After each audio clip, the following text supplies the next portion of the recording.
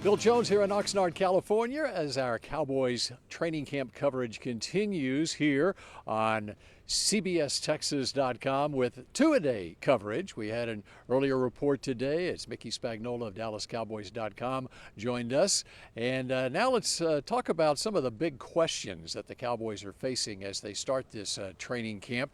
Bring you up to speed after the first practice today. Donovan Wilson, the fifth-year safety out of Texas A&M, left the field on a cart. An MRI will be performed to determine the severity of what the Cowboys say is a right calf injury for Donovan Wilson. Keep in mind, Donovan Wilson is a 17-game starter last year for the Cowboys. He's a key member of that secondary, and just this offseason, the Cowboys signed him to a three-year, $21 million contract. He actually had 5 sacks a year ago.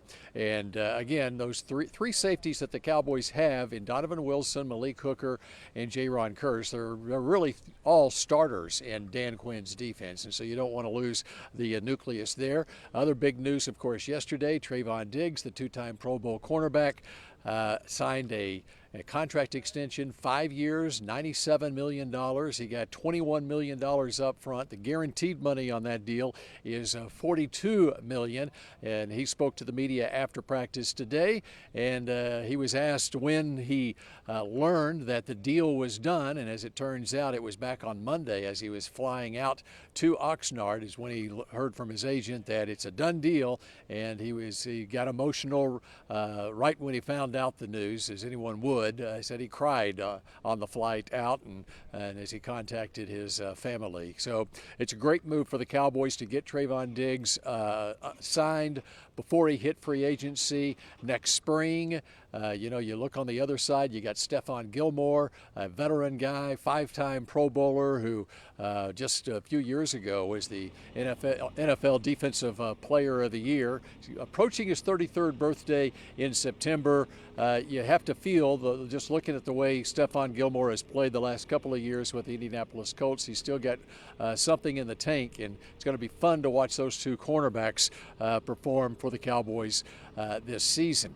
Let's run down some of those key questions that as we open camp that the Cowboys were trying to answer this training camp, and the number one on the list was Zach Martin, and sure enough, Zach Martin is holding out. He's now day number 2 of his holdout. He's getting docked $50,000 a day. It's the collective bargaining agreement mandate for any player who's under contract, and so who knows, this could last a while until Zach Martin is able to get some of that money back in the form of a contract extension. That might be Zach's game plan in this. He's willing to take that risk because he's so valuable to this Cowboys team. The 8-time Pro Bowler has 2 years left on his contract, and he will be approaching 33 years old in November as well. All right, question number two, how much pressure is on Dak Prescott? Well, when you're the quarterback of the Dallas Cowboys, there's always pressure on you. And I get the sense that Dak really enjoys the pressure.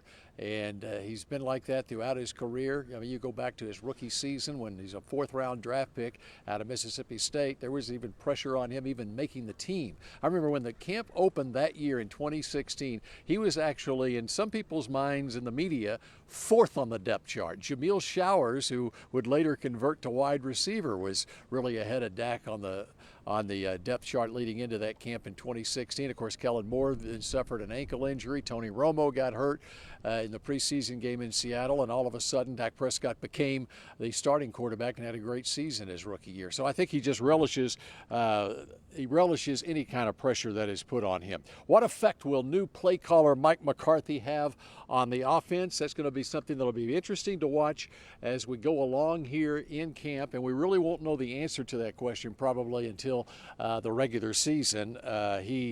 As the famous quote from McCarthy at the spring meetings, he's not about lighting up the scoreboard, he's about winning games. And so and all of it goes hand in hand with cutting down on Dak Prescott's interceptions. Question number 4, can Tony Pollard carry the load at running back? You look at Pollard throughout his career, and he hasn't had more than 200 carries in a season.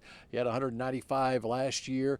And talking with Pollard today, he said it was about mid-May when he felt like that he was back from his injury and his surgery in the postseason game against San Francisco last year.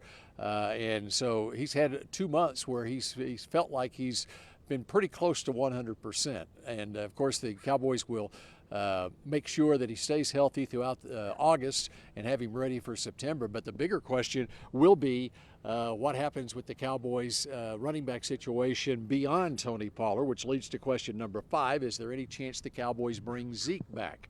And, of course, that's a question that will linger until Zeke Elliott signs with another team.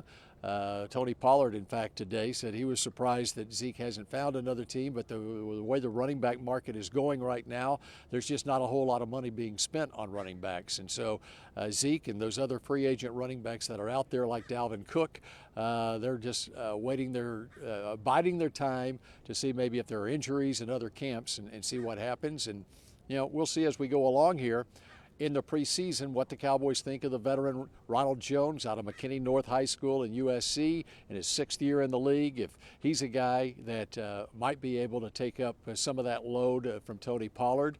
And then, of course, you got Rico Dowdle and Malik Davis on the roster as well. And Deuce Vaughn, the rookie 6th-round pick out of Kansas State, who's more of a satellite back. What impact will Brandon Cooks have? We've already seen it out here on the practice field in training camp practice number 1 today. The guy has speed. He wears number 3, and he has speed in the 3.5, 3.8 range. That's what he was at the combine, and in the 40, or rather just below a 4-flat 40. And I think that being able to not only to take the top off the defense, but also the way that Brandon Cooks will be used in this offense and his versatility to play in the slot or outside will allow the Cowboys to use C.D. Lamb and Michael Gallup in a variety of ways as well. What impact will first-round draft pick Mozzie Smith have? You can remember back on draft night, Micah Parsons was as happy as anyone that Mozzie was selected by the Cowboys, and he is that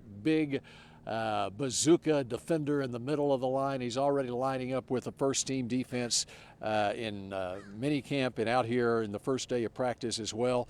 And number 58 is going to make a big impression. Where will Micah Parsons line up? Of course, that's all 3 years now that he's been in the league. We've wondered, okay, where are they going to use Micah? Micah during the offseason spent a lot of time working out down in Austin, getting his body ready for the rigors of a long 17-game season and the ability to play an edge rusher in this league. And, I think you look at the start to last season, and then he wasn't as productive in the last month of the season. I think that's one of the reasons why he changed his workout regimen just a little bit in the offseason to be able to do that. Who will be the most exciting player in preseason games? For me, that's easy. That's the 5'5" Deuce Vaughn out of Kansas State. It's going to be fun to watch him, a little guy like that, and see what he can do in the NFL. I think the Cowboys have a plan for him as a third back, and he'll be also in contention to return punts as well. He's already out here fielding punts in practice today, and it's a little competition for Cavante Turpin in that role as well. Question number 11, will this be the year? It's 27 years now since the Cowboys made it to a Super Bowl. And I was listening to a former GM in this league, Mark Dominic, who is with the Tampa Bay Buccaneers. He's a guy who says that his pick to win the Super Bowl this year, believe it or not, is the Dallas Cowboys. He thinks that the Cowboys have, and of course that's if the Cowboys stay injury-free, that they have everything right there on this roster that will allow them to make the run all the way to the Super Bowl. Okay, that's his word, not mine. I think they still have to figure out who's going to be that second back alongside Tony Pollard. That's one of the big concerns. And then how healthy is the offensive line going to be? And, oh, by the way, there's one other question. Who's going to be the kicker on this team? It's a rather glaring need on this team. Right now, Tristan Vizcaino and Brandon Aubrey. Brandon Aubrey is a great story, which we will track him down at this training camp and tell that story out of Plano Senior High. He was with the USFL Birmingham Stallions the last couple of years, a soccer player, first-round draft pick in the Major League Soccer a few years ago, and he was very effective for Birmingham in the USFL this spring, 14 out of 15 on field goals, and he was perfect on his extra points as well. All right, that's the latest from here at Cowboys training camp in Oxnard. We'll have more two-a-day reports coming at you tomorrow here on CBSTexas.com.